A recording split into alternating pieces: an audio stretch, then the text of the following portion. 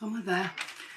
Right, I don't know if anybody will watch this live, but hopefully it will be available on something called Replay for 24 hours. Now, I'm going to try not to ramble and get veering off into emotional stuff, but the last few days has been really fucking hard because I tweeted something and was instantly attacked for it. Next day, my agent phoned me up and said, she WhatsApped me and said, you know, take them down or I can't work with you anymore.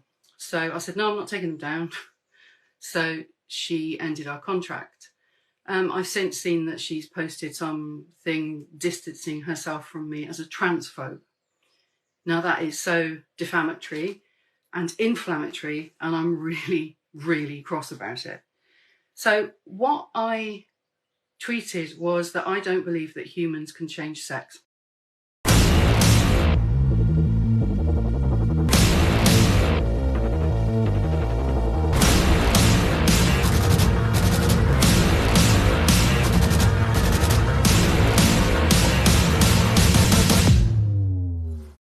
The way the woman is defined in the Equality Act is perfectly good. It is a female of any age. Another definition is adult human female. But for me, the definition that works best is someone born with a female reproductive system. When we define the category woman or who is a woman, I think there's two categories. There's women as a biological class and there's women as a political class. And what I'd say about these two categories is they include the same people. Any men like a leaflet about women's rights? Women's rights in the local elections. So when we use the word class, we imply that there's a hierarchy which encapsulates structural inequality, the inequality of women and men. Human beings are a sexually reproducing species.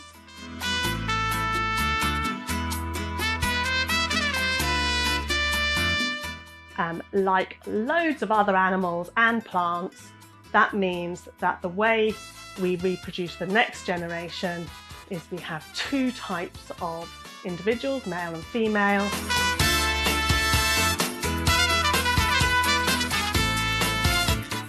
There's a sex that produces what are called large gametes, that is ova, eggs, and there's a sex that produces small gametes that are called sperm. The coming together of those two types of gametes produces the embryo that turns into the next human or animal or seed of a plant. That means that we have two patterns for people. One, the female pattern with a female reproductive system, and the other pattern, the males with the male reproductive system being able to get someone pregnant. There are only two reproductive categories. There's only male and female. There's no third sex or fourth sex or fifth sex. When we say that women are a sex class, it's a way of connecting our biology and the social conditions that are attached to that biology. So biologically, we're either male or female, but society attaches certain roles and stereotypes to that biology. So when we're thinking about what gender is the cultural meanings of sex. So it's all of the norms and behaviours and rules which are applied by society, by our cultures, to the different sexes, men and women. Broadly speaking, when people talk about gender, they're referring to the social ideas about how men and women should behave, should dress, what's appropriate for them to do. But it's not just that there are two boxes of masculinity and femininity applied to men and women. It's that the benefits and punishments for men and women are very different according to those boxes. There's a hierarchy, and women are in the subordinate box or class of that hierarchy, and men in the dominant one. Come on, ladies, the fight for women's rights is not finished. They're taking them away. So there's an idea, and it's a term that's used a lot to say someone's sex is assigned at birth. You see that on equalities monitoring forms. You know, what was your sex assigned at birth? And this is an absolute nonsense. Sex is not assigned at birth. When you are conceived, you are conceived as a male or a female embryo, and that develops into a male or a female fetus, which is the name for what you are when you're still in the womb. And this is noted in, for example, ultrasound scans done about halfway through pregnancy. And then it's observed again and confirmed at birth, or if someone hasn't had an ultrasound, observed for the first time at birth. Every society does this.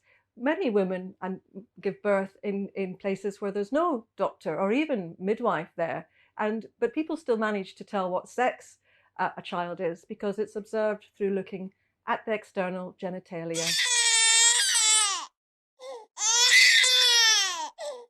Our sexed bodies are linked to particular healthcare issues, which means that when I see a set of results from a patient, I need to know what sex they are. In fact, the laboratories adjust the results according to the sex of the patient, so you get an appropriate range of results that's appropriate for that patient. And if you got the wrong sex, the range for the wrong sex, it would actually give you a distorted idea of what was going on. It's amazing, isn't it, how the rapidity of all this. I look back to, 5 or 6 years ago when this was all quite new, and people hadn't really heard of any of it, and you could have open conversations saying this is all a bit daft, isn't it? You could see it coming, and we fast forward to now. The world is captured by the crazy.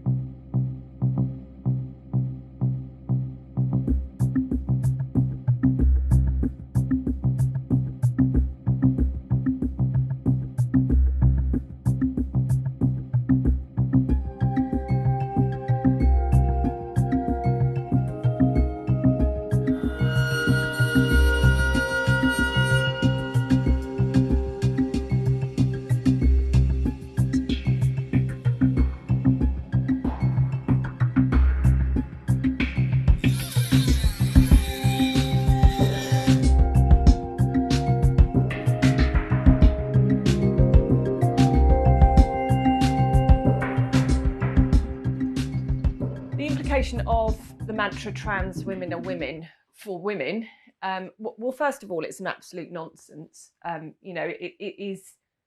It doesn't make any sense. Well, if trans women are women, then they're not trans women. So then for the statement is women are women. So if trans women are not women, or they're some other type of women, then the question is, what is it about this type of women that makes them distinct from other types of women? And the answer obviously is that they're male, and therefore they're not women because women are female.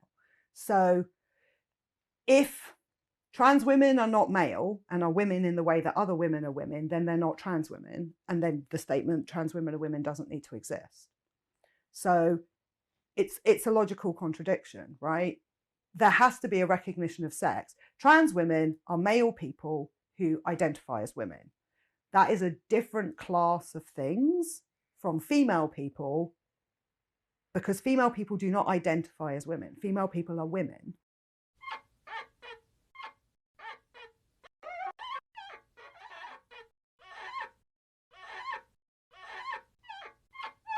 This phrase cis women, it's a linguistic trick because the word woman has had a very stable meaning for centuries, and it means an adult human female. So adding a prefix to it is a way of saying, oh, well, it's not so stable and it actually has to be split up into different categories. So we need to explain it further.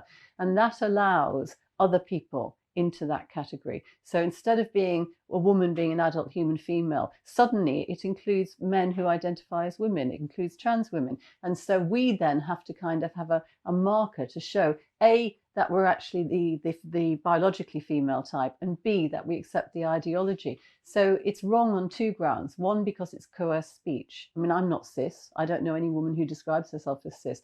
But it's also wrong just in a linguistic sense, because the word woman is adequate for its job, and it still means the same it always has. Gender identity is about queer theory, really. So it is an internal sense of being, a subjective sense of knowing your own internal identity, which was a great thought experiment in philosophy. Wonderful, like, to sit around and think about it. The reality is an absolute mess. I think there's some of it has come from queer theory, which originated in American universities, which is trying to, what they call, queer the boundaries of categories. I think they argue that you can get rid of the oppression of women, the sex-based oppression of women, by just redefining sex. If you redefine sex so that it's no longer seen as something real, objective, but just a social construct, then why can't you redefine it away? And then maybe you can abolish women's oppression.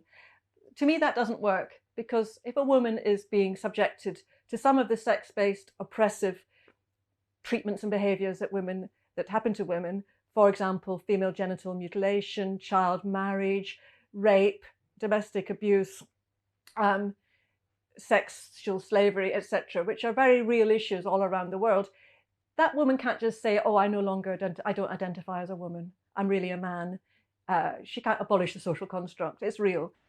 The reason why material sex matters, why biological sex matters, is because there is a huge difference in the way that women and men, boys and girls, are treated.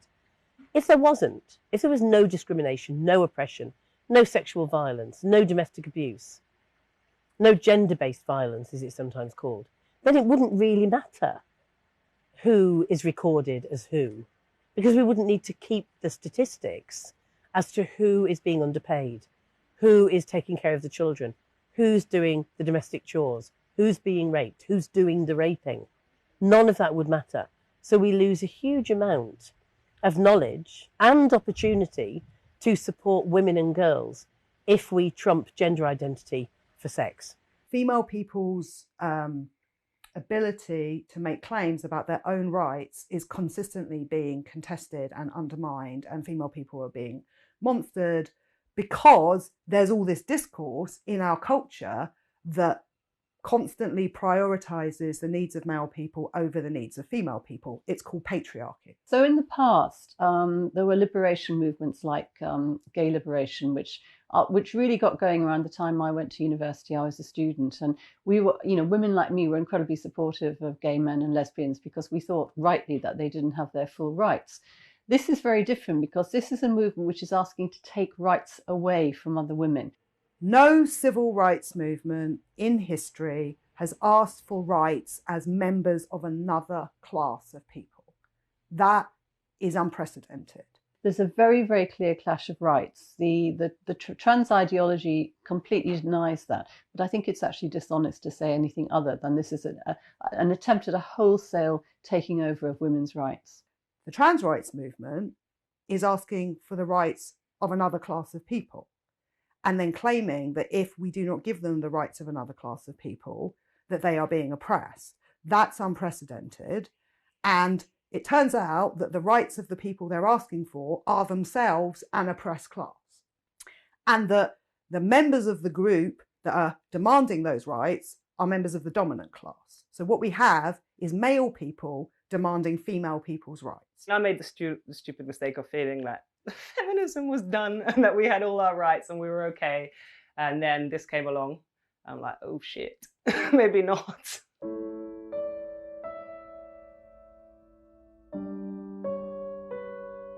The minute that we say that men can identify as women or be identified as women, whether it's self-identity or via a gender recognition certificate, and the minute that we start putting people together by gender rather than as sex, then those places automatically become mixed sex spaces.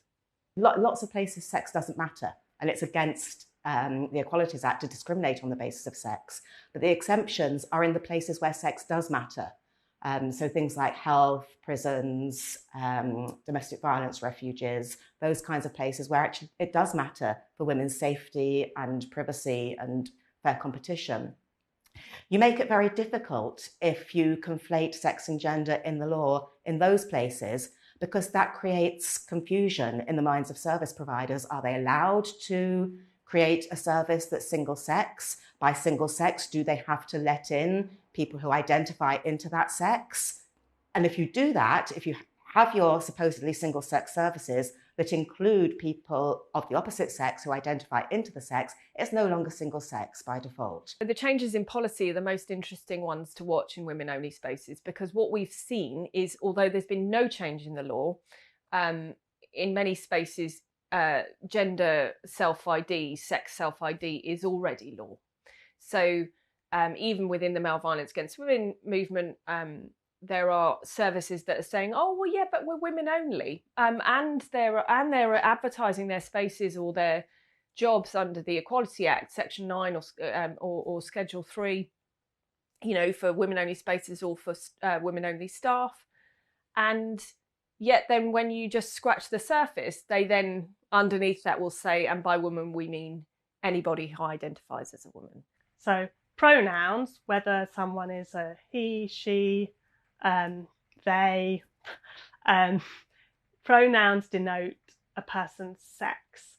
And when we use the opposite sex pronouns for someone, it's quite difficult to be clear about eligibility for certain spaces or services. So accommodation in prisons, for example, or in hospitals or refuges, rape crisis centres and so on. If we are using the terms she to talk about men who identify as women, then that does make it more difficult to make the case for those women-only spaces and services. So women who've been subjected to male violence need their own spaces, you know, for many different reasons. The first one is trauma. You know, the trauma of experiencing male violence eats away at your body, your soul, your psyche. You know, it gets into your bones. You know, men who are abusive will cause an awful lot of damage physically and emotionally. If you are in a situation where you've got to be on guard, where you're not relaxed, where you're feeling unsafe, which you might be as a woman who's been abused by a man, then you're not going to be able to process the feelings and the thoughts and what's happened to you and recover. Sarah's experience was that she was in a women's only counselling group. And I think she asked specifically whether it was women only, and she might have even asked if it was female only. She was told yes. So I think she was in this group for a little while. And then a male joined the group. She felt extremely uncomfortable disclosing her experience with this evidently male person in the room. And so she went to the management and she went to tell them that she felt uncomfortable. And she asked whether it was possible for them to set up a female only group. So she said, there's also a trans group, right? So they have a trans group and a women's only group. So she was like, okay, so we have a women's only group and a trans group. Can we have a group for female people only? You can keep the women's only group. I'm not trying to get that shut down. You can have a group for self-identified women, but I need a group that has female people only in it. And she volunteered to facilitate it and do the legwork that was necessary to make that happen. And they were basically just like, no, that is out of the question.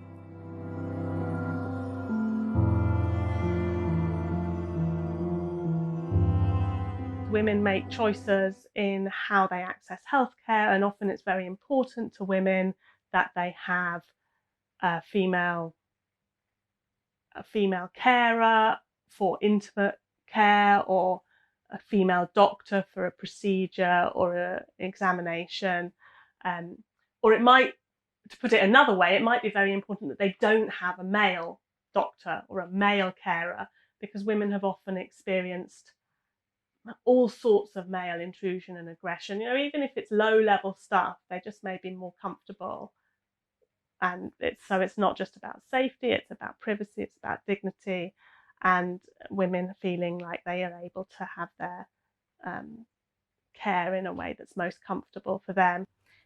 Sexism and violence against women, they're probably sadly not going to disappear anytime soon, and most women know that. We grow up knowing it. Our behaviour is adapted to account for that, and we just want some certain spaces that we've carved out for ourselves so that we can feel comfortable, so that we have dignity, so that we feel respected as a sex to remain ours. That's not to say that there shouldn't be spaces, separate spaces for people who are trans so that they can feel safe, because male violence is also an issue for people who identify as trans, but that shouldn't come at the cost of women as a sex being safe and feeling safe and respected.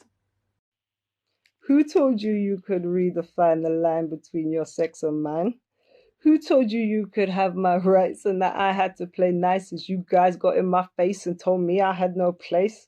I'm from the streets, we don't play nice. We tell it to your face when you ain't right. I ain't got no time for this beef about biology. I gotta worry about me and my family and how we're gonna eat. Bruv, you ain't like me. You're from the world above. But don't get me wrong, I will show you love if you know your place. And your place is far, far from my single-sex space. My interest is personal, as that of an ex-inmate. I served time at this prison and at Askham Grange, where we've also protested. Almost half of men in prison at the moment claiming to be women, are guilty of things like rape, bestiality, paedophilia, crimes that are not female crimes. There is no criteria to determine how dangerous they're going to be in a women's prison, because those sets of questions don't exist to ask them on the way in. We know that of those who declare themselves to be transgender, with or without a GRC, that they have a hugely disproportionate rate of sex offending, right? We know that somewhere around 50, 54, 52%, so somewhere just over half, have committed a sexual offence against a woman or a child, right? Now, those are the Ministry of Justice's own statistics, right? These aren't ones that we've made up. They're the ones that have been given to us. Of the male prison population generally, about 18% are sex offenders. Of the female prison population, about 2% are sex offenders, because women commit different types of crimes. So we have women unable to speak up about how threatened, how intimidated they feel because they will be accused of transphobia and they will have privileges revoked, and so they are frightened to speak up. A lot of the women who've spoken to us have had to do so anonymously because they are frightened of the backlash that they will get within the prisons, and they're also frightened of these men's constant presence. More than anything else, the kind of compelled pronoun use, this has a cancerous effect on many women in prison.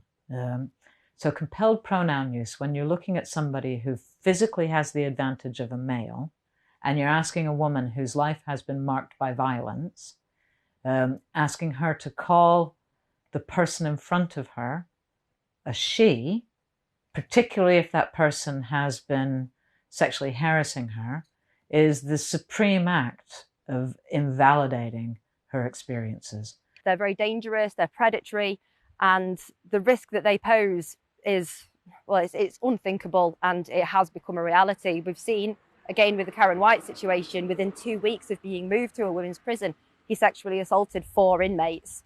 They will, as soon as they get in there, as soon as they are given the opportunity to access these victims, these vulnerable women, they will do so. Those women who are there have no control over their life. They cannot control who they associate with. They cannot control their timetable. They cannot control anything.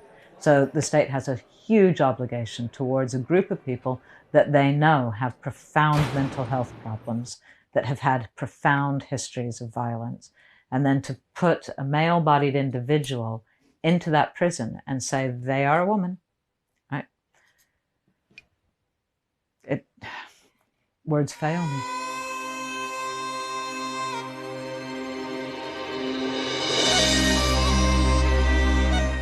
The Scottish Prison Service in 2014 introduced a policy for the management of transgender prisoners. And obviously they recognised that there was a need to have a strategy in place for dealing with these sorts of prisoners. Again, an extremely legitimate impetus. But what they did was they only spoke to groups that represented trans people, and they didn't speak to groups that represented women, for example. So what happened was the policy became skewed in favour of the needs and interests of trans prisoners, but didn't look at the impact on female prisoners or female prison officers. Now that came about because a lobby group and wrote about this after the policy had been put in place, and they said that they actually strategized that if they put this sort of policy in place in the prison service, it would be easier to introduce it in other settings. So this was quite a deliberate tactic on their behalf, but really the organisation that we should hold to account and insist remedy this policy is the prison service itself. Really, they should have been taking account of the needs of women, and not just female prisoners, but also female prison officers who now have to perform intimate searches on people who are male. And of course, when that is the policy, it's very hard to challenge that for those individuals.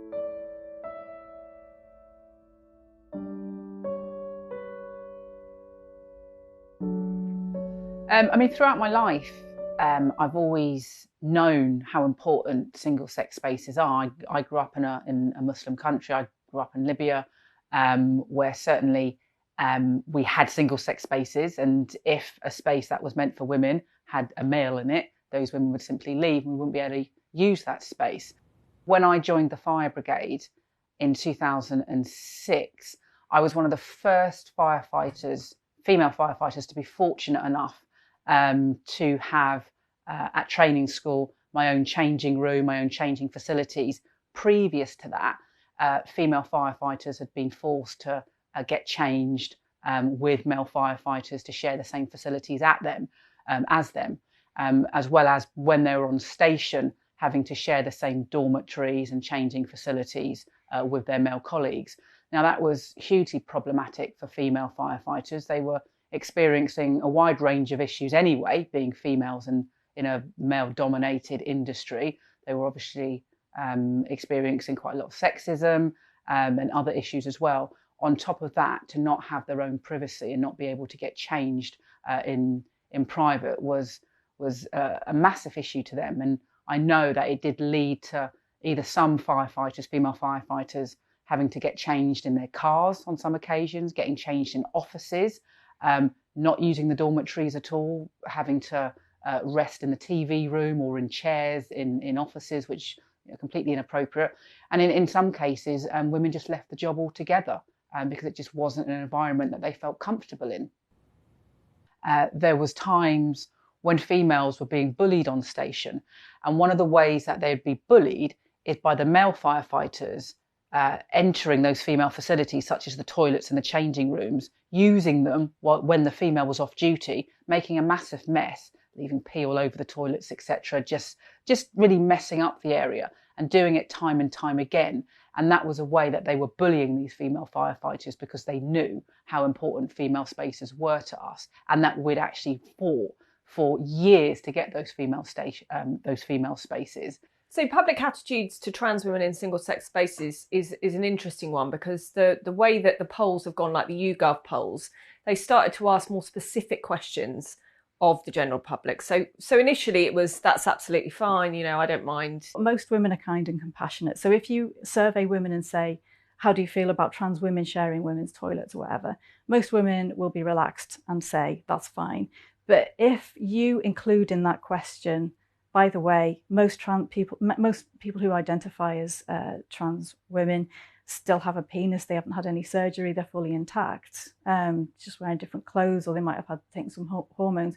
Women then will say, actually, no, I'm not comfortable with that, but for obvious reasons. What we find is that as people become aware, and as you have the conversation, and as they see examples like, for example, Leah Thomas, they are very much opposed to the idea that anybody could just self-declare themselves a woman and take advantage of women's spaces or women's sport. But it's really about getting people to understand that that is what we are now talking about. We are not talking about a tiny, tiny number of people with very severe gender dysphoria. The general public don't still think transsexual. So a lot of people still think, oh, you know, trans women will go through surgery and, you know, lots of different changes, and some do, but a lot of the majority don't. And that's where the new kind of gender identity push and the trans umbrella has hugely expanded to include, you know, anyone that says that they are a woman or a man or non-binary. You know, it's become so expansive that I think, you know, generally most people don't really understand what comes under that umbrella, which is effectively, on any given day, you know, what anyone says they are, they are. The number of people who have a cross-dressing fetish for erotic reasons is far, far, far, far, far, far, far greater than people who actually want to go through an entire process of medical and social transition. Once you put all of that under a label of transgenderism, what you're effectively doing is saying that very large numbers of men who cross-dress for erotic purposes have the possibility of being legally considered as women and having access to female people's spaces. And the numbers, the estimates are not clear, but it's somewhere between 2 and 4% of the male population cross-dress. So that's a lot. That's a lot of men. Well, there's no such thing as lesbian dating sites anymore. You have sites that are marketed at lesbians, but that include men. So a couple of years ago, I was on a dating app called Hinge. I had my profile and it was just lots of pictures of me sitting on various beaches with cocktails, looking a bit gormless. As part of my profile, I had 3 basic comments on it. And I think, I'm just trying to think from memory, the comments were, don't be late. I don't like people being late. Don't judge me for my obsession with Love Island, like Love Island. And you must be a biological female. Now, as soon as I put that up, I was banned, permanently banned from Hinge.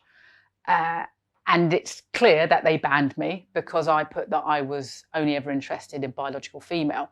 So here we have, again, in 2022, well, it would have been 2020 at the time, but in 2020, a lesbian is being banned from a dating site because she's saying she's only interested in biological females. It's very sinister. I think there was a lesbian comedian, I can't remember who, a few years ago, who said, it's not that I don't like penises, I just don't like them on men. And we all thought that was absolutely hilarious because we knew what she meant. What she was saying is that women reject the whole package. If we're lesbians, we don't want to have intimate sexual relationships with men, however they identify, whatever their outward appearance is. And so the last thing that we want to be told is that we should be having sex with a penised person because that penised person decides that they are female. We know the difference. And it's deeply anti-lesbian when we're told that we should be attracted to a gender identity as opposed to a sex or sexual identity. We know why we're lesbians and we know what lesbianism means. As soon as you change the definition of transsexualism to transgenderism, what you're doing is you're placing large numbers of heterosexual men with an erotic cross-dressing fetish under the banner of trans. Those males are still sexually attracted to women after they transition, but they now think that they're women and they want female sexual partners to validate them, but they want female sexual partners who are attracted to women. That is, their target is lesbian women. I think the T became part of the LGB in academia and also in America. Not quite certain, but I'm thinking kind of during the noughties, towards the end of the noughties. I used to work for Attitude magazine, for example, and in 2013, I wrote a number of pieces for an issue, and I've been through it. The the letters LGBT appeared in it 3 times, and the rest of the magazine, gay, gay, gay, gay, gay, gay, gay, gay, gay, gay, gay, on every page. So LGBT was not in widespread use in 2013. I think LGB officially became LGBT when Ben Summerskill, the chief executive of Stonewall, stepped down at the beginning of 2014, and his successor, Ruth Hunt, now Baroness Hunt, officially changed the policy. We did well in this country. We eventually got equal marriage, something that myself and many other gays and lesbians fought for. We got rid of Section 28. Civil partnerships were brought in, fostering and adoption. Stonewall it really is an incredible organisation. It was set up as a kind of as a posh activist group in 1988, I think, responding to Section 28. And it was always meant to be people in suits who can talk to other people in suits in the corridors of power. And it was designed to be kind of very different to what gay activism had been up till then, which had been quite scary to MPs and peers and so on. And Stonewall, against the odds and to their own amazement, I think, you know, we had a massive, massive array of anti-gay laws, anti-homosexual laws in this country. And I think with the sole exception of equal marriage in Northern Ireland, by the time Ben Summerskill left in 2014, who'd been the chief executive, Stonewall had achieved full legislative equality. And given that they were starting 25 years earlier from basically just Victorian laws, that's a gobsmacking achievement. What we should have done in this country as a community was then start to focus on other issues that gays and lesbians experience, such as mental health, such as homelessness, such as HIV, many, many other issues, but also internationally. We're still having people being thrown off buildings because they're gay. But the other way to go, of course, would be to let's find a whole new load of stuff that we can agitate for, we can lobby over and press for legal reform. We've done all the lesbian and gay stuff, so why don't we bolt the trans bit on the end, as well as a whole number of invented other oppressions, like being aromantic and asexual and furry and all the God knows what else is that plus at the end of the alphabet means. And I think Stonewall, saw an opportunity there, and they took it. Because really, if you are an organisation with a staff of not quite sure how many now, but certainly 100 plus, it's quite hard to wind that down, I think, and to say, our work here is done. It takes a big person to do that. And sadly, they were not that big person.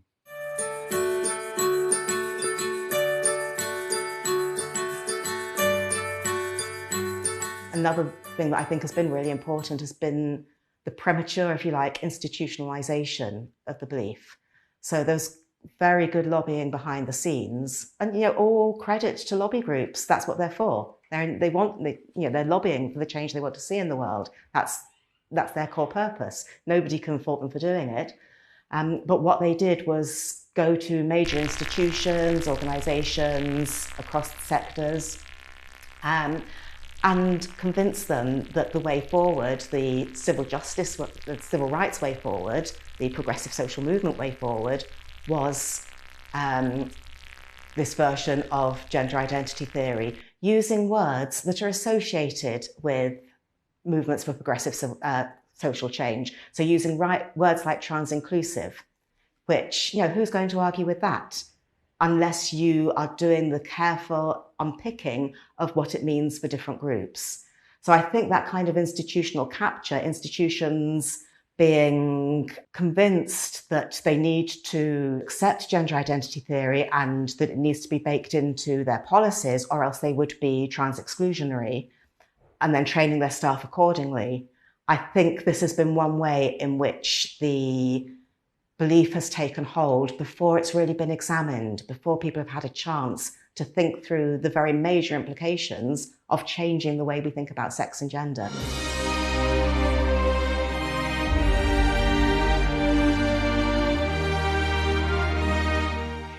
In Scotland, we've got many third sector organisations who are almost fully funded, either by the government in Holyrood or by local authorities.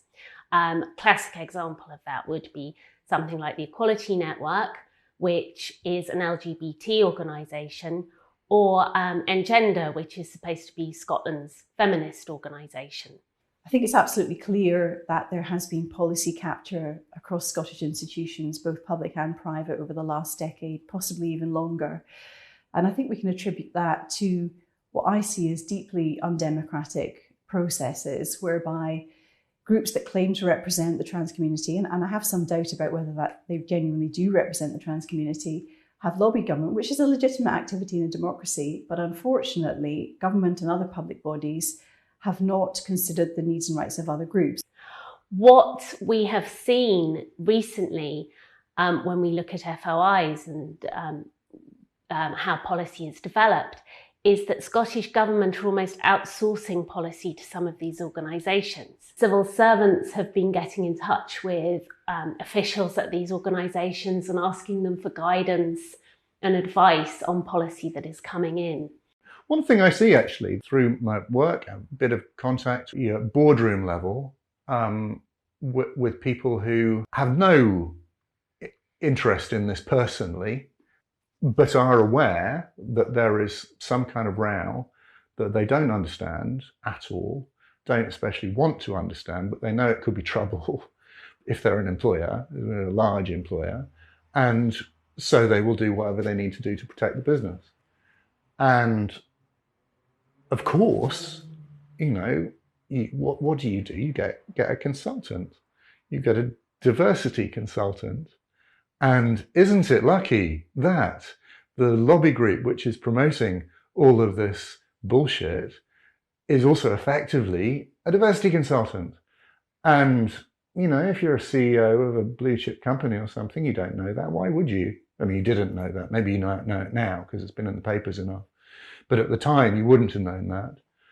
And so you're inviting people in, and Stonewall was, of course, a lovely, fluffy organisation, and it makes you sound nice, makes you sound kind and caring. You get Stonewall in to tell you what to do, and hey presto, you've got a massive takeover. So I believe it was in about 2018, I had been asked to appear on the Today programme on Radio 4. Actually, what these gender recognition proposals will allow is exactly what you've said, that men will wake up one day and say, I declare that I'm a woman, and not only will society, not only will society have to accept them as women, but if I challenge that person, so if I'm in a female-only changing area and someone comes in who has self-identified as a woman, yet is clearly a man, if I challenge that person, I would be in breach of the law. I was aware that Stonewall weren't happy. I know the Pink News kind of put out a hatchet story on me. The I newspaper put out a bit of a hatchet story on me. At the time, I was quite a senior official in the Fire Brigade Union. So I thought the London Fire Brigade, being a member of Stonewall, maybe the Stonewall had reached out to the London Fire Brigade. Didn't really think they would have, but thought, you know what, I'm just going to do a subject information request and see what comes back. So I did one, and this was last year sometime. I did one and it came back within 30 days. And I was utterly shocked with what I found. There was emails between Stonewall staff to each other describing me as a bigot, as transphobic, as a hate preacher. And I found the description of hate preacher quite interesting because I have a Muslim surname. And I remember thinking, I wonder if they're disassociating me with being a hate preacher because my surname is Masood. And then, of course, there was emails between Stonewall and the London Fire Brigade where they're reaching out to them saying that I'm problematic, demanding a meeting with them to take place to discuss me. I was the subject on the agenda. I needed to be discussed. And I think in their words, I needed to be dealt with. Now, the meeting did take place between the London Fire Brigade and Stonewall. But what Stonewall didn't know is by the time the meeting took place, I'd left the London Fire Brigade a week before. For completely unrelated reasons, I'd left to become a barrister. Stonewall wouldn't have known that. So by the time they had the meeting with the London Fire Brigade, they still thought that I was a firefighter working in London. So they had this meeting to deal with me. And it's my, I'm convinced that their intention was to get me sacked.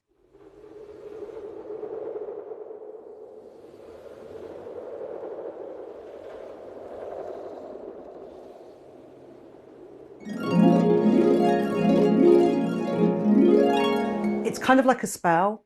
I know that part of their brain believes it, but also on the other hand, I also know that humans can perceive the sex of other humans from like 100 paces away within like nanoseconds, right? And I don't believe that they can undo that ability. They know most of the time. They're just pretending that they don't know, or it's very hard for me to understand, but it's like half their brain's in like a spell land, right? So people have to agree to go into the spell land, right? And if they don't agree, then they have to be coerced into pretending to go along with it. And there's no way to do that. You can't enforce reality denial without authoritarianism. It's not possible. You're gonna die out! You're gonna die out! You're gonna die out! You are ancient history! You are fossils! You are dinosaurs! You have failed! I'm not sure how many of them really care about trans rights. I don't see many trans people there.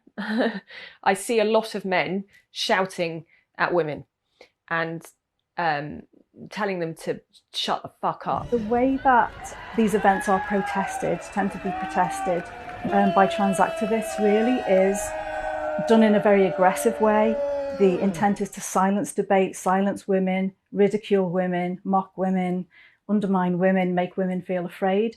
And it's actually very masculinized. We all know it if you're in the debate, but I think if you present it to other people and you show them exactly what type of language these leftist men are using against women, which is slut, whore, death threats, rape threats, over and over and over and over again. That's not a social movement, that's misogyny.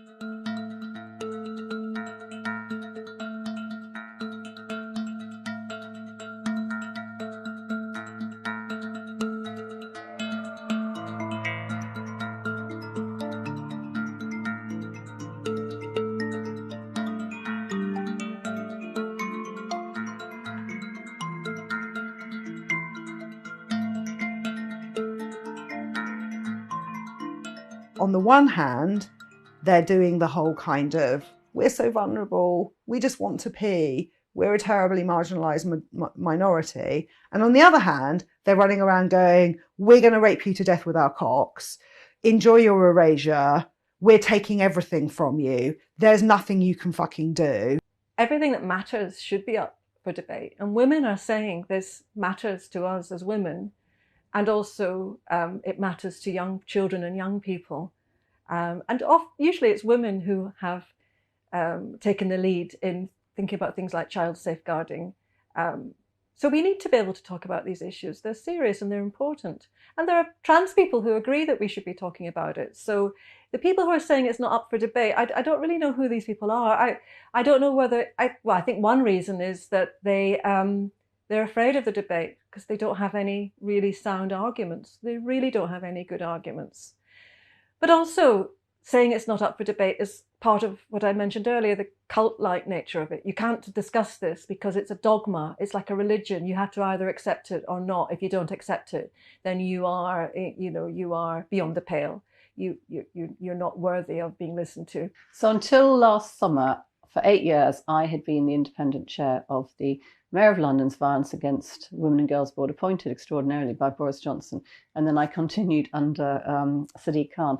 And it was an unpaid position. The point of it was to have an outsider who could represent the views of women in London and women's organisations to the mayor, because the mayor's Office for Policing and Crime is one of the most important funders of organisations like Women's Refuges, organisations that provide services for women. The mayor has repeatedly tweeted on the official account Trans women are women, trans men are men, non-binary people are non-binary, all gender identities are valid. I mean, it's the usual word salad, but that actually has had a chilling effect on the women's organisations, because they are coming under pressure from outside organisations and groups to say that they will admit men who still have functioning genitalia into spaces for very vulnerable women. So I raised that in a letter to the deputy mayor, got nowhere, wrote to the mayor, got nowhere. I was sacked on a Friday afternoon at 4 o'clock by email. That was it. I think it is important to just contextualise why we're here in the car park and not there. And it's because of what Julie was saying. There is a men's rights activist movement that objects to women meeting. When I go and talk to my community in Darlington, in the northeast, when I talk to young people and young women and women my age, they say, what the hell is this about? I've got no idea what you're talking about. How does this affect us? Trying to get benefits, trying to feed their children, trying to get the police to do something about their violent partner. It's indulgence in the most narcissistic form. Yeah. And we have to say that this is what it is. Well, this is totally a luxury belief. I mean, you just have to look at the kinds of people who are transitioning and the children as well. I mean, if you went to a school in, say, I don't know, Hampstead, and you went into a class of 12 and 13-year-old, there's going to be a good chunk of those children who are non-binary or trans or gender fluid or pan-trisexual or whatever it is. Whereas if you went to a school in Tottenham and you went into the same age group class, it's not going to be there, because these are working class families, working class parents who, if little Johnny popped up and said, Mummy, I want to be Sarah today, mother's going to go, don't be so ridiculous, get to school. It's a total luxury belief, mostly by, I hate to bring race into it, but mostly middle-class white parents who think their children are special. Some of the media has taken up the issue about the clash between trans ideology and feminism, women's rights, sex-based rights in the law, and culturally, of course. The notable exception is The Guardian. The Guardian newspaper is led by its US desk, because that's where the advertising revenue, the main traffic comes from. And what's really interesting about The Guardian US, this is a newspaper I used to write for all the time. It's interesting because the Americans can't seem to differentiate between Trump saying we don't want those trannies in the armed forces, in the military, Trump who actually hates lesbians, gay men, disabled kids, people of colour, immigrants, you name it. So they can't differentiate between actual anti-trans bigotry, which goes hand in hand with anti-lesbian, anti-gay bigotry, and feminists on the left, like myself, that say, no, we cannot possibly use a phrase like her penis when we're talking about a male rapist in a women's prison. The only thing that's ever happened to me like that, in terms of being asked to change copy or anything like that, was a very bizarre episode with the Financial Times a few weeks ago. I reviewed a book about violence against women, which I didn't like very much. And one of the things I said in the review was that murders of trans women are very rare in this country, in the UK, unlike murders of natal women, which are happening at this rate of, 2 or 3 a week.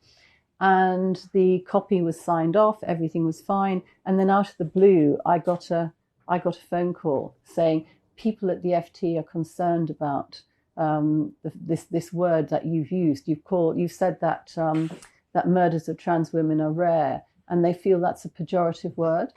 And could you actually add a phrase to say, but disproportionately high given the number that there are in the country? And I said, well, first of all, we don't know that, because we don't know how many trans-identified people there are in the country. So you can't do that. You can't do the sum. You can't come up with a fraction when you don't know what the figures are. So that's the first thing. The second thing is, how can rare be pejorative? I mean, isn't it a good thing if murder is a rare thing? I mean, isn't that something we'd aim for? And I said, all I can say to you is that we know how many trans-identified people have been murdered in this country since 2009, and it's only 9. I mean, there may be 1 or 2 that haven't been recorded, but the figure we have is 9 in something like 13 years. And what we do know is that no murders of trans people have been recorded in the UK in the last 3 years. And surely that's a good thing too. So I held the line, and in the end, I said, you can't actually add a phrase saying that they're disproportionately affected, because we don't know that that's the case at all. So in the end, they took out the phrase murders of trans women are rare in the UK and just started the sentence by saying women, natal women, biological women are murdered at the rate of 2 or 3 a week. Go figure. So I worked for the Royal College of Nursing for a couple of years as a part-time policy officer. And in the other days of the week, I spent my time researching issues relating to sex and gender. And about a year in post, I began to write about data and the prisons policy in Scotland, and eventually ended up writing a paper for a peer-reviewed journal, which was accepted on these 2 topics. And the conclusion of that was that women's rights had been overlooked. And being quite an open person, I decided to share that draft paper with my managers at the Royal College. And as a result of that, they called me in and said that I was being investigated. However, they could never tell me exactly what was wrong with the paper, which I found deeply frustrating. And obviously I was extremely fearful about losing my job. So I decided at the very last minute to remove my name from the paper, which was a loss for me. And as it happened, it didn't progress to a full disciplinary. However, what really troubled me was in the aftermath of that procedure, I was asked to divulge a lot of information about the work I was doing outside of my part-time role there. And this was work that I wanted to continue to do, but it was made to feel that it would be impossible for me to do this work. And in the very final meeting I had with her, I said to her, I really couldn't see a way forward here in a way that I could sustain this work alongside my part-time job. And she said to me, Lisa, I think perhaps the best way forward is for you to reflect on your values and to consider whether your values are aligned with the equality and diversity strategy at the Royal College. And I was really upset and furious. And I went to read that equality strategy, and I upheld all of the principles in there, and I said as much. So I concluded that I couldn't any longer work there, because I was fearful that if I continued to do this other work on sex and gender, I would just end up in the same situation a few months or a few years later. And that felt intolerable to me. And I was in a very fortunate position where I was able to resign and walk away from that job.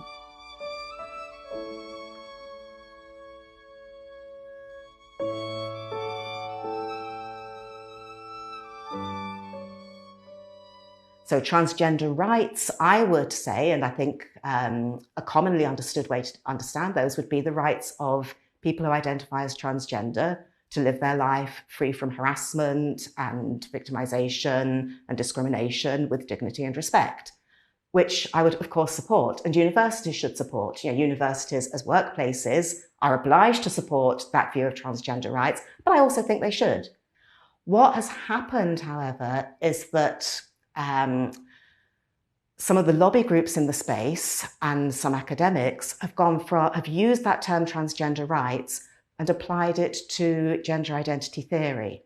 So have said that there should be consensus not only that universities treat transgender identifying people well, but that as part of that commitment, they should not allow any discussion of gender identity theory other than discussion that promotes it. So it's okay to promote the theory uncritically. It's not okay to critique it, because critiquing it, in the words of the lobby groups, is dangerous and damaging to transgender people and makes them unsafe on campus. As I see it, the fundamental job of a social scientist particularly is to ask questions, to try and figure out how we got to be as we are now, to be able to describe the world and be able to ask questions about it.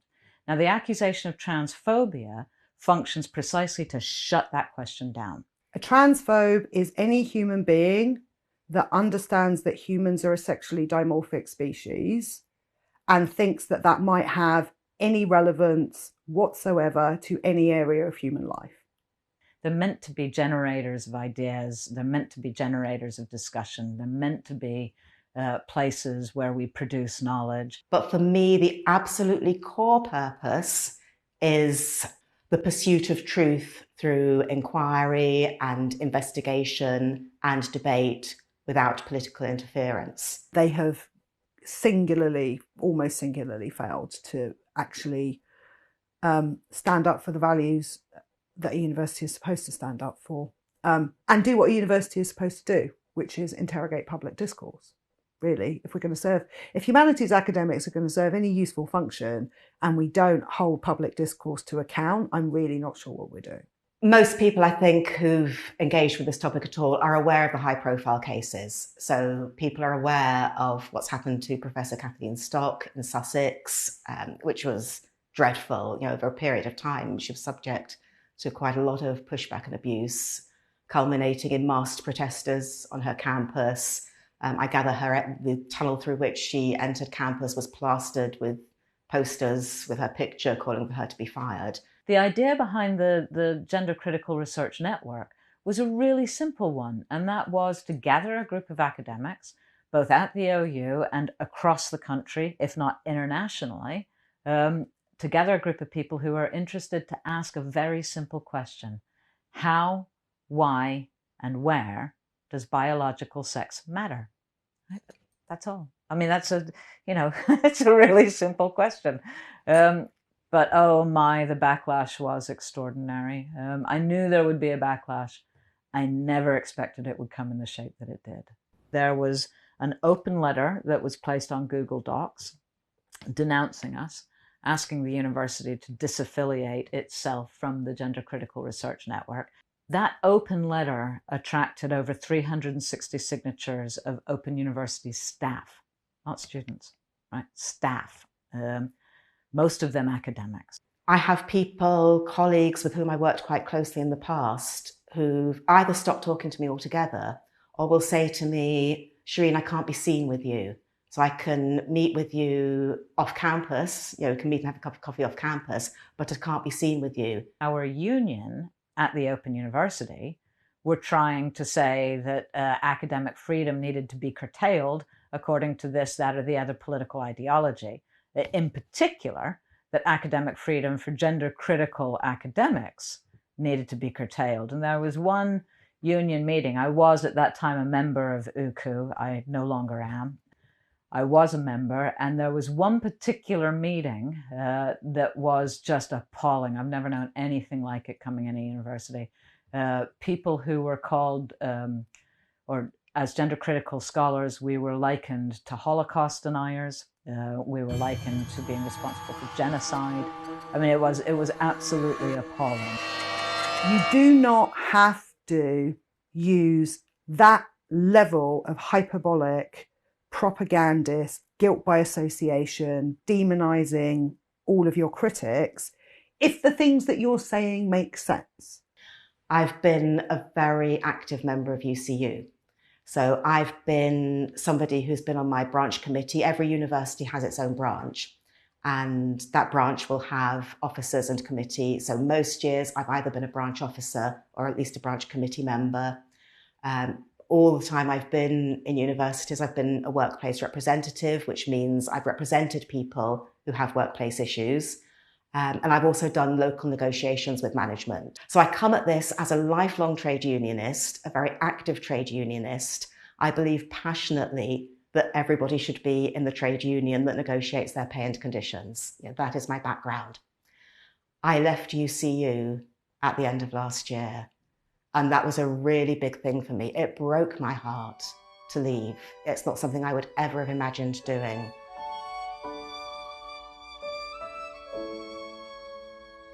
Back in the day, in the 1980s, when I was a student and encountering, racism in thoughts for the first time, and encountering racist criminology and sexist criminology, what we didn't do was tell people they weren't allowed to speak. What we did do is challenge them, right? We didn't try and block them from speaking. We tried to challenge them because we were taught how to think. So we tried to deconstruct those arguments and show them not to be the case. In other words, we engaged in debate.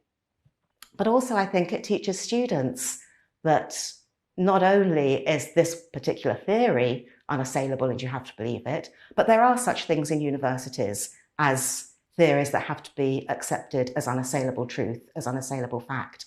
And I think that's a really, really problematic message to give students who are coming through universities, who are the next generation of public sector workers, private sector workers, professionals.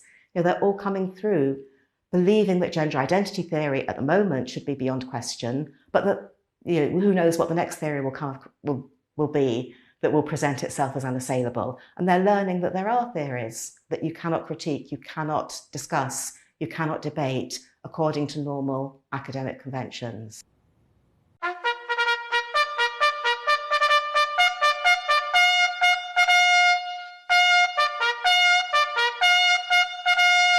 This whole right side of history thing, that's a liberal narrative. That's a liberal progress narrative in and of itself. Things improve and then they get worse, and then they improve and then they get worse. At the moment, we're in a period of history where things are manifestly getting worse along kind of multiple different axes. Cost of living, environmental crisis, housing crisis, rise of the far right, capitalism's like broken and is falling apart. And then we have this kind of actually quite toxic distortion of traditionally what's supposedly left-wing politics, but isn't remotely left-wing politics and is actually just like neoliberal individualism repackaged as leftism. The fact that it originated in North America isn't surprising. It seems to me it's a version of the American dream. Any individual can do what they want to do out of context. In a 21st century incarnation of that. And now medical science can make you that person irrespective of your sexed body. They can change your sexed body. They can liberate you from your sexed body and make you who you want to be, who you always are.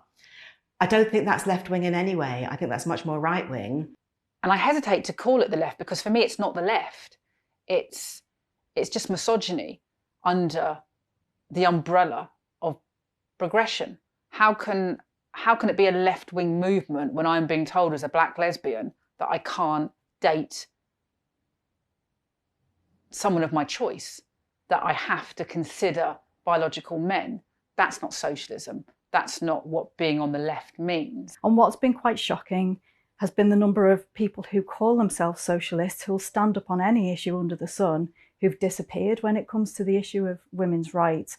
And I think it's partly because there's been such a brilliant job done by organisations like Stonewall in promoting trans rights as a Be Kind movement, which automatically means that anyone saying, hang on, there might be an issue here with women's rights, there might be a conflict, we might need to have a conversation, I do have some concerns, automatically becomes unkind. Of course it's a men's rights issue. I mean, we barely ever talk about trans men unless they have a baby, and then that's just the same old, isn't it? It's always about the stunning and brave trans women who are men that get to do everything, get to go into our spaces, get to go into our rape centres, get to take our political spots, get to take our sports spots, get to take our language, like everything. But I do think it's appealing to a lot of people on the left because we've got quite a strong default. I'm a left-winger, I'm a Labour member. I default to always with the oppressed, never with the oppressor. We've all got that strong default. And when you first hear gender identity theory, when you first hear about it, you think, well, it's about transgender identifying people, it's about an oppressed minority. Who wouldn't want an oppressed minority to have better rights, to have a better life, to have provisions? That's what you default to. If you then start to think about the implications of it, if you then start to think through the consequences beyond let's be kind and let's sympathise with the oppressed and let's do what we can to end oppression, if you then start thinking about possible conflicts of interest, what does this mean for domestic violence refuges if male people can identify into them? What does this mean for sporting competition if people who've been through male puberty can be part of the women's competition? If you start to have those thoughts, what then comes in is this view that there can be no debate. Everybody that hasn't said anything about actually, do you know what, we do need to have this debate, there are valid issues here, is complicit as far as I'm concerned. And they avoid the topic so much that it's painful to watch. It's painful to watch a QC not being able to say that women don't have penises. That's painful. Not for me, for him. So a woman can have a penis? Look, I'm not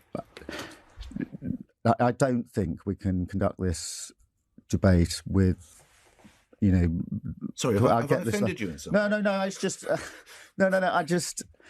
A woman can have a penis. I don't think that discussing this issue in this way helps anyone in the long run. What I want to say is, I think most of us were barely aware that trans ideology and gender ideology was getting this grip on the Labour Party.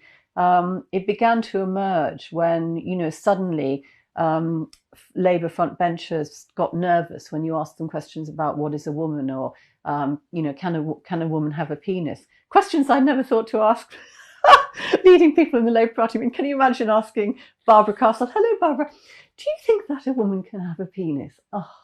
I suppose when we talk about the left, if we're talking about the modern left, the left that we have now, the Labour Party, which is very different from the left, you have a Labour Party that is similar to what they did during Brexit, is that they appeal to their membership, not their electorate. And the membership, I call them the Islington elite. They're all well and good, but they're not going to get you elected, because the membership are very different to the makeup of the country. And that's why Labour lost so many red wall seats during the last general election. And that's why Labour now are hemorrhaging female voters. I'm a Labour member, they're going to kick me out soon, I'm sure. But, you know, I'm staying put until they do. But if you can't get me, a black, lesbian, socialist, to vote for you, you're in massive trouble. So they're keeping ordinary working class women out of the party. You know, and you can hear from my accent, I'm from the north, from areas where they're losing votes. It's not going to do them any favours. Labour need to have the guts to say that we all should be able to live our life free from discrimination. We all should be able to live our lives free from fear. But that doesn't mean to say that we need to change one person's or one group of people's set of rights in a way that undermine the rights of another set of people. And transgender extremist ideology is a threat to women's sex-based rights and protections. It's women who've lost their jobs. It's women who've been threatened with rape. It's women who've been called names and abused online. And the Labour Party has not only turned a blind eye to that, but has actually supported the bullying of women within the party and the bullying of women out of the party as well. This has actually split the Labour Party. It's splitting the Greens, it's splitting the Lib Dems. Can you explain to people watching what is wrong with the phrase woman, adult, human, female? What's wrong with that? Well, I mean, the phrase actually doesn't really encapsulate the debate, to be honest. That's what's the problem with it. The issue... Centre-left, so, you know, supposedly left parties are absolutely riven by disagreements. The atmosphere is completely toxic, and that's going to turn off voters. And it seems to me that the Conservatives have been very, you know, they're not very clever about much, but they're clever about this, because they don't lose anything if Boris Johnson or Liz Truss or any leading figure says, you know, men should not be competing in women's sports. Of course, women don't have a penis. That's actually what a lot of people want to hear. We're just hearing it from the wrong people.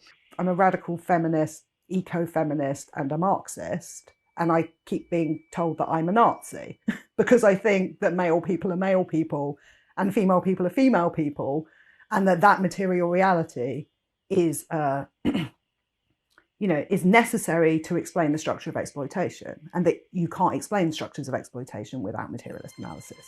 Like, duh.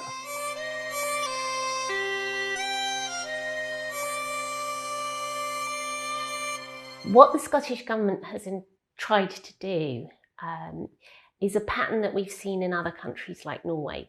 So they wanted to bring in the Hate Crime Act, which they brought in last year. And this protects a lot of protective characteristics, but it does not protect sex. In recent hate crime legislation in Scotland, the definition of transgender identity includes a person who cross-dresses. Now, nowhere is that made clear what that might be. And one has to assume that largely is capturing men, because how would a woman cross-dress? Women habitually switch between wearing trousers and skirts, don't wear makeup, do wear makeup. But that was never spelled out when the legislation was going through. It also protects a non-binary person? Again, not made clear what that means. How would you know that you were perpetrating a hate crime against a non-binary person? If you cannot define it, how on earth are you going to communicate that to the public who are subject to this law and for whom this could end up as a criminal offence? So this is really unacceptable. Politicians need to think very carefully when they're making law, to be very clear about the terms and the definitions that they're using. There's a woman currently in Norway who faces 3 years in prison. And the pattern in Norway is very similar to the pattern we've seen in Scotland, that they brought in hate crime and they brought in gender recognition, self-identification. And so then it became hate crime for women to challenge the identity of men who claim to be women.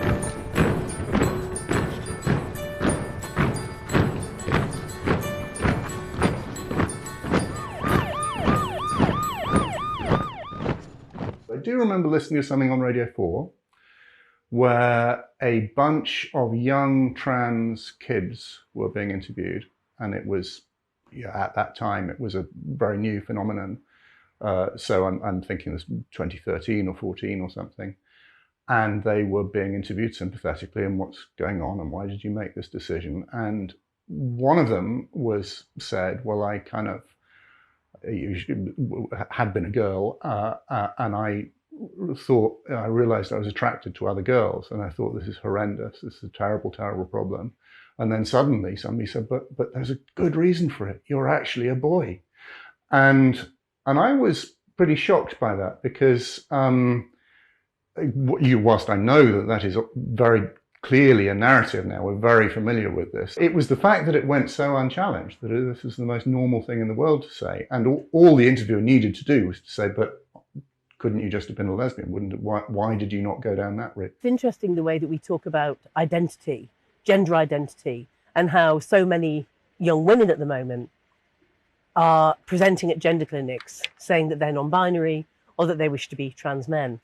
And I think this is because girlhood and puberty and being a young woman under patriarchy, particularly today, is very, very hard. But these young women cannot identify out of misogyny and out of sexual violence, because this is what they are being targeted with day in, day out. So they can identify how they like, but men will still prey upon them if they are abusive, violent men. And what we need to be doing is equipping young women, women everywhere, to deal with girlhood, to deal with womanhood. And rather than congratulating or lauding a surgeon for removing the healthy breast tissue of young women because they wish to opt out of womanhood, we should be asking why we don't call that a form of secondary self-harming. It is to do with self-harming, in my view.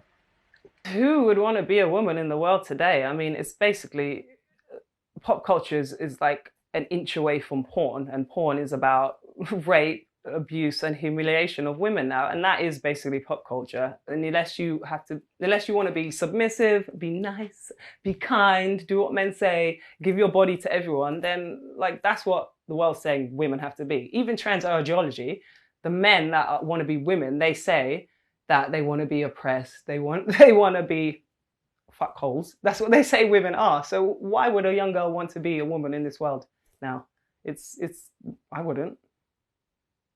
It's hard. It's hard to be a woman now. And yeah, it's an easy way out. To pretend you're not one, but that's not going to fix any of your problems. There's been a massive increase in the number of girls that are referred. So now over 80% of the referrals are young girls who aren't happy with their bodies and who are looking to, they've been online, a lot of them, and they've been encouraged online to start on a path of first social transition at school with a change of name, change of clothes, and then that inevitably leads to the medical pathway of puberty blocking hormones and then cross-sex hormones later on, perhaps surgery, double mastectomy, etc. I think it really benefits the medical gender industry, who are making billions out of providing puberty blockers, cross-sex hormones and surgery, because it suits them, and that there's an ideology that says that if you really want to behave and be and identify with a different gender, you have to make your body, change your body. And that's because they are linking sex with gender very closely. You separate sex from gender, you can behave in any gendered way you like, you can still retain your sex-based body. And this is something that these people who are making millions out of it don't want us to understand. Experimenting is fine. That I think that's the crucial point. As long as you don't do anything that is irreversible, then is it really a problem? Probably not. But it's the reversibility which is the contested area. And we're seeing the trans movement, and we're seeing very, very ignorant politicians asserting that puberty blockers are completely reversible.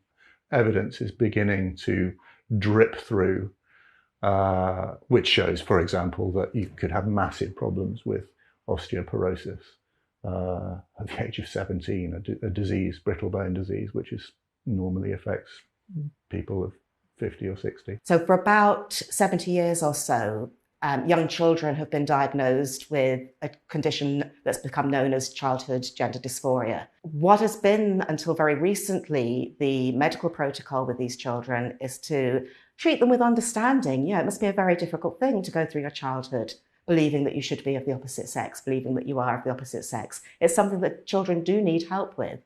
But the help that's been given in the past is to say to them, yes, this is very difficult. We'll change the environment around you as far as we can so that you can play with what you want, you can play with who you want. But, young child, lots of children have felt this way, and most of them grow out of it when they grow up. So let's wait and see. This protocol has been called watchful waiting. Let's wait and see how things develop with you. And when you're an adult, when you've been through puberty, when we know how things are turning out for you, then as an adult, you can make a decision about whether you need to go through life presenting as the opposite sex. What people are now under pressure to do, this is not just counsellors and therapists, but anybody who works with children and parents and family of children. If you suggest to children, well, yes, you think you're of the opposite sex, maybe you really are of the opposite sex. Let's start treating you as if you are of the opposite sex. That's called social transition.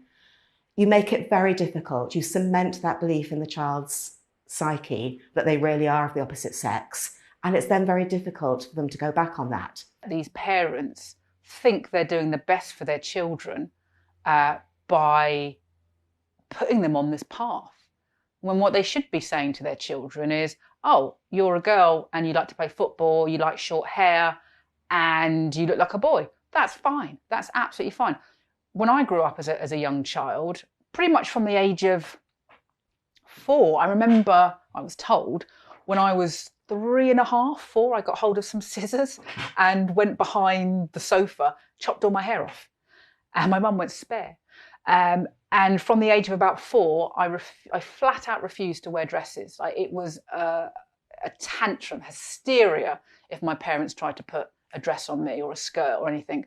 So from the age of sort of 3, 4 onwards, I always had very short hair, always wore either shorts or trousers, and was mistaken for a boy until about the age of 14, to the point where if I went into the female toilets, people would kind of look at me going, why is there a boy in these toilets? I looked like a boy. And I grew up in an Arab country where being a boy was much more fun than being a female. And people would say to me, oh, you want to be a boy, don't you? And I'd kind of be like, yeah, why not? I want to be a boy. I was obsessed with football. I just acted like a boy, and I stereotypically what you'd expect a boy to look like and act like. That was me. Now, thankfully, I had 2 parents who just let me be. They let me play football. They let me look like a boy, act like a boy. They just allowed me to be myself. And lo and behold, I grew up to be a fabulous lesbian. And that's what parents should do. There is a sense that if you can brand yourself as part of this alphabet oppressed group, then you get points for it. It's socially desirable, and so there's an awful lot of young people who are identifying as bits of that alphabet, where they might not actually be lesbian and gay, but they're calling themselves queer. And then, you know, the poor old gay kids, the poor old lesbian and gay kids, you know, particularly if you're an effeminate boy or you're a butch girl, you're under immense pressure to not to come out as attracted to the same sex, but to transition, to say that you're trans.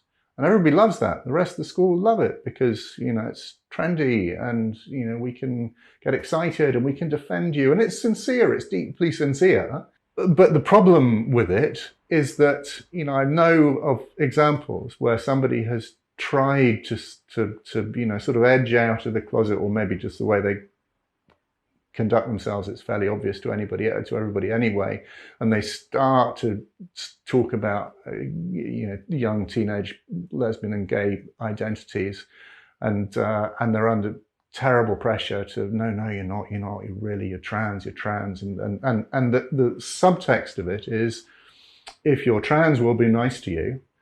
If you're just lesbian or gay, not so much. I saw this tweet when it came out and I thought to myself, what on earth is going on? Now, my own view is that Stonewall is in a very dangerous place. It might once have been a good organization, but when it took on board the trans and trans only, it is just, you know, I struggle. So research suggests that children as young as 2 recognize their trans identity. When I saw that, the very first thing I thought was, oh my goodness, how dangerous this is. The idea that there is a trans identity to begin with, the idea of a gender identity, that is a really contested idea. The one thing we know about identity, it changes throughout life. There isn't anything to ground it. It's amorphous. It's a gossamer that changes with context.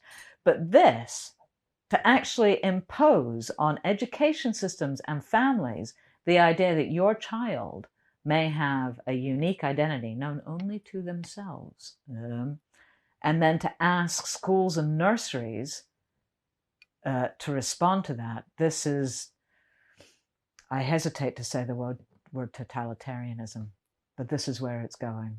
Stonewall are a very dangerous organization these days. The ideology is actually so bonkers that it's very difficult to get people to believe that they're actually trying to do what they are actually trying to do, right? You know, you still get people coming out being like, they just want to live their lives and just be It's like, if we were just talking about transsexuals who just wanted to live their lives and needed some accommodation to be able to move through the world, then we would not be in this situation. They're not just trying to live their lives. They're trying to redefine the sex question on the census. They're trying to make it impossible for female people to have female-only rape counselling. They're trying to make it impossible for female people to ask for a female healthcare practitioner. They're putting male sex offenders in women's prisons. They're potentially going to destroy women's sport, right? Just for starters, they're pressuring lesbian sexual boundaries. They're sterilising gender non-conforming children. Like, we can go on. Right, that's and that's a lot of that is grounded on this kind of insane sex denialist aspect of the ideology, right? So you come along and you tell people, no, what we're objecting to is like the political erasure of sex, right? We're objecting to the sex question on the census being removed. We're objecting to you destroying the data by which we would be able to measure you know, the pay gap between male people and female people, or the representation of female people in parliament or in any workplace, or how much domestic labour is being done by female people as opposed to male people, or any of the statistics that we would actually need in order to be able to track and challenge the discrimination and oppression of female people. And then people obviously just go, oh, well, that's not happening. That's crazy. No one's denying that. And we're like, look, we have the evidence. This is what is happening. In terms of the ideas, in terms of the struggle for ideas, the culture war, the craziness over pronouns, I don't think that will last very long. But for this entire generation, the collateral damage is, I think, those kids who are being fast-tracked into it. And we can talk about, you know, I think a reckoning will come. And I think a reckoning must come. You know, as with thalidomide, as with lobotomies, things which were seen as good things, then people realize they are bad things and then they do something about it.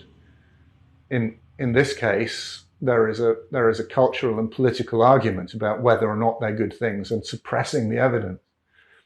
And I think it will be nice to have some of the people, the most aggressive, the most influential people who are in the forefront of reassuring their followers, looking at you, that these things are safe, that there is no damage. I think there should be a reckoning for those people. But, that's not going to help. If you're a young person, your body has changed for life, and you're sterile, you can't have children, and then you decide you want to, maybe you got some compensation, but it's probably not going to be enough. So I think there'll be a forgotten, damaged generation of people, and there's not. And the only thing we can do for them is to shout about it as loud as we can now, before they make those decisions. They have made a very large miscalculation because they mistook actual women for their projections, and they misunderstood that women are actually generally quite accommodating until you really, really take the piss and we put a line down, and then we will not fucking move.